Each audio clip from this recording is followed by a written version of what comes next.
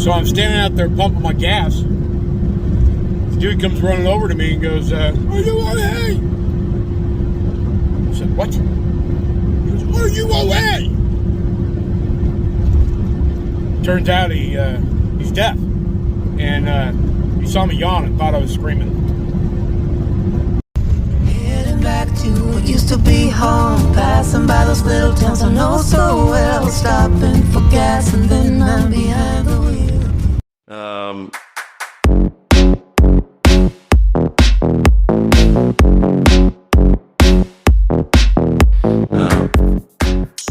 Hey, what's going on? Not you. What's going on, y'alls? So, I know I made a video a little while back saying that I don't do a lot of instructional or informative videos on what I do for a living, expediting in a van. But this one I did want to say because I do have a little bit more experience on both ends on this, in the way of coming into the business. And that is whether you should be or come into this as an owner-operator or start out with a fleet owner. So my background or my history with this business is I started out as an owner-operator. I was a production manager at a asphalt and emulsion company in the polymer division, and we got bought out and my job got eliminated. I got a nice severance package, and I do. Nice package. And after that, I'd always wanted to be a truck driver. I did it for a little while in the mid-90s. Didn't last long because of my living situation at that time, but I enjoyed it. And it was always a backup in my head. So when this happened, my wife and I sat down and talked about it, and that's something that she'd always wanted to do as well. However, when she went through school, that she's just a little tiny thing, so she wasn't able to lift everything that you're supposed to get the job and everything else. But nonetheless, we looked at it as an opportunity for me to get into it, and then her to eventually come out on the road with me and run team as truck drivers.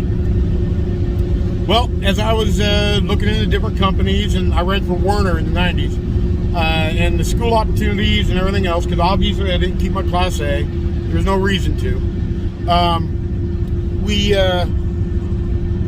I ran across this whole expediting gig, where I didn't have to go to school. I didn't have to get a different driver's license. I didn't have to dick around with DOT, the way stations, the big vehicle that comes a whole lot more headaches, which, why, you know, an 18-wheeler driver, a truck driver, has my utmost respect. Most of them. There are still some assholes out there that don't know their ass from the truck they're sitting in. But that's not the majority of them. Anywho, so I started researching this, ran across a bunch of good people like the guy I mentioned before, but I went out and I bought myself a used Chevy Express 3500 extended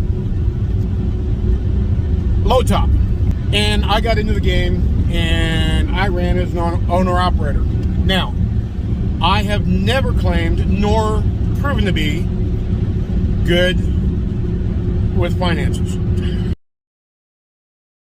And first and foremost, I want to stop right there and say, if you're going to get into this business, you're looking at buying a van, avoid low tops. In half a mile, keep right at the fork to continue on I-57 South. Fucker. Follow signs for I-57 South Memphis. She just speak when spoke to, oh. Where was I about? Oh yeah, avoid low tops. Like, keep right at the fork to continue on I-57 South. With a passion, avoid them. You're gonna lose out on so many loads, even though most of the loads you carry. Continue on I-57 South for 114 miles. Hey, finally, you shut up for a bit. Even though most loads you'll carry in a high top, you could fit in a cargo van. You'll never get those loads because you're not in a high top Sprinter, ProMaster, or Transit, or that Nissan little thing that go the high top. The longest high top that you can possibly afford. The more room, the better. Okay? This isn't a video about vans, which ones you should get. I just wanted to mention that. If you're going to get into it as an owner, boy, you better have one hell of a good financial brain on your shoulders. You better do your research. My opinion is get in with a fleet owner first. Learn the business. You're not going to make as much money, of course, but you'll learn and you'll be much more ready to run your own business once you've accomplished that. Me, I started out with that van, ran good, made good money until the transmission went out. Transmission went out, I had nothing saved. And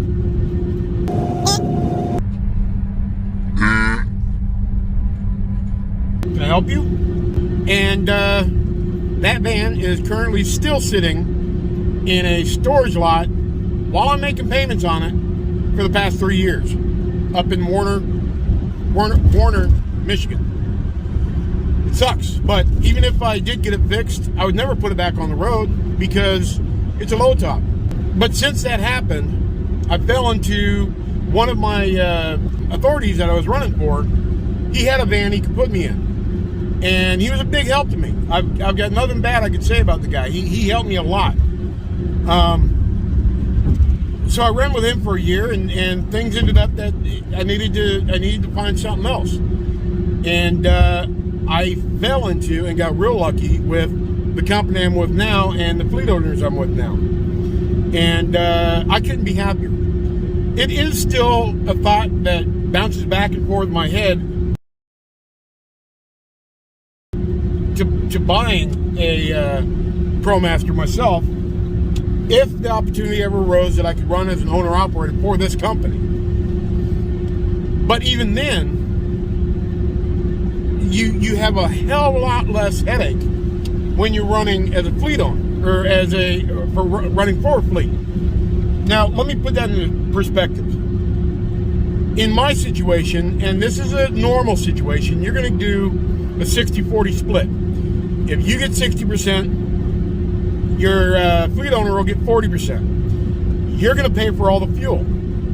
The owner will pay for all maintenance, usually all the tolls, and everything like that. That's awesome. You don't have to worry about all that.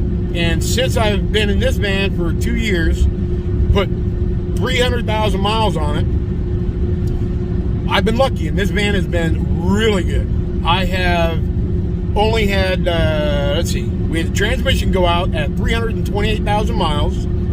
Yeah, that sucks, but it's part of the game. That was, I think, almost $6,000, okay? Then we had, just recently, if you've been following my videos, the alternator went out, at which time we also found that the water pump was going out. It was basically already out. And in my head, I'm thinking, I'm not a mechanic by any means, but I've pulled motors, I've been involved in rebuilding motors of your older vehicles, your 70s, early 80s, 60s, 50s. It ain't like that anymore. When the alternator went out, first thing I did, I popped the hood and I started looking for the belts. You can't even see the goddamn belt in this vehicle. In order for them to replace the alternator and the water pump, they have to basically drop the motor or pull the entire dash to do those two parts, which my memory was like 50, 60 bucks a piece to buy, almost $3,000. You better have a good bankroll.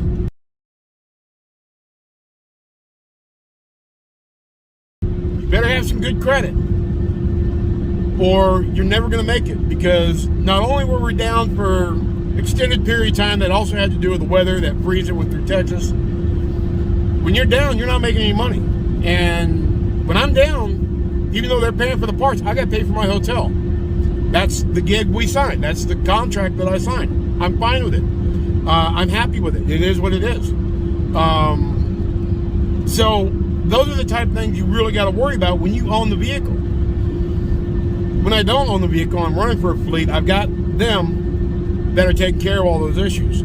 Then again, you also have the concern, what if they ever go out of business? What if they ever decide that they're going to retire? They're done. They want to move on to something else. They don't like you. As a 1099 employee, it's not like working for a bank or most of your companies where you got an HR department that, you know, you can go and say, oh, they got rid of me just because they didn't like me. That's not like that now. You're a contractor. They can get rid of you because they don't like your driving style, because they don't like this or that or whatever. You're a contractor. Just like if you hired somebody to fix your bathroom or rebuild your damn septic tank or whatever. I've never heard of a rebuilt septic tank. That would be a shitty job.